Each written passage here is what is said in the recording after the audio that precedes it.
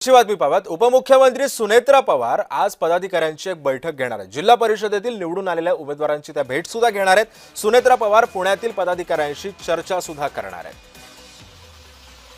आणि या संदर्भात अधिक माहिती जाणून घेऊयात माझा सहकारी रोहन कदम सध्या आपल्या सोबत आहे। रोहन, उपमुख्यमंत्री सुनेत्रा पवार या निवडून आलेल्या उमेदवारांची भेट सुद्धा घेणार आहेत आणि पदाधिकाऱ्यांशी सुद्धा चर्चा करणार आहेत। विशेषतः पुण्यामध्ये ऍक्टिव्ह मोडवरती आलेले आहेत उपमुख्यमंत्री। आता काय माहिती आहे?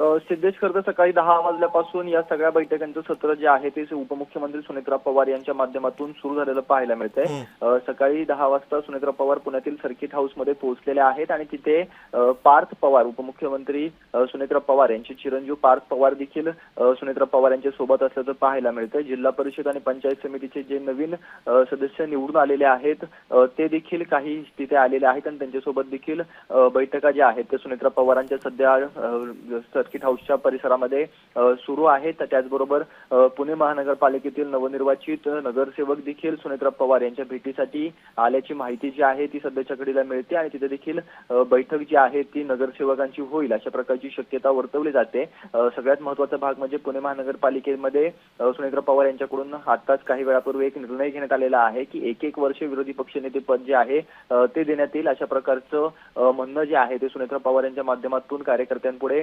मानले गेलं असल्याचं सांगितलं जात आहे। त्यामुळे मोठे निर्णय जे आहे ते सुनेत्रा पवारांकडून घेतले जाऊ शकतात, कारण का पुणे जिल्हा परिषदेवरती राष्ट्रवादीची जी आहे ती सत्ता आलेली आहे। तिथे आता जिल्हा परिषद अध्यक्ष ची नेमणूक जी आहे ती करायची आहे। त्यासाठी देखील मोठ्या प्रमाणामध्ये रस्सीखेच आहे किंवा लॉबिंग आहे ते सुरू झाल्याचं पाहायला मिळतंय आणि त्या अनुषंगाने देखील जिल्हा परिषदेच्या जे काही सदस्य नवीन आलेले आहेत त्यांच्या माध्यमातून देखील बैठक जी आहे ती सुनेत्रा पवार यांच्या सोबत पार पडणार आहे। त्यामुळे आजच्या या सुनेत्रा पवार यांच्या पुणे दौऱ्याकडे सगळ्यांचं लक्ष लागलेलं आहे, कारण सकाळपासून अजित पवार ज्या पद्धतीने बैठका घ्यायचे, ज्या पद्धतीने कार्यकर्ते अजित पवारांना भेटायला यायचे, तसेच आता कार्यकर्ते जे आहेत ते सुनेत्रा पवार यांना सर्किट हाऊस येथे भेटायला येत आहेत, त्यांच्यासोबत बैठका होत आहेत। अनेक प्रश्न जे आहेत ते प्रलंबित आहेत, जिल्ह्यातले प्रश्न आहेत आणि आता पालकमंत्री म्हणून सुनेत्रा पवार यांची ती जबाबदारी आहे। त्यामुळे पक्षातील नेते मंडळी तर असतीलच, परंतु इतर देखील आमदार असतील किंवा इतर देखील महत्वाचे नेते जे आहेत ते सुनेत्रा पवार यांची भेट आजच्या या दिवशी घेऊ शकतात, कारण का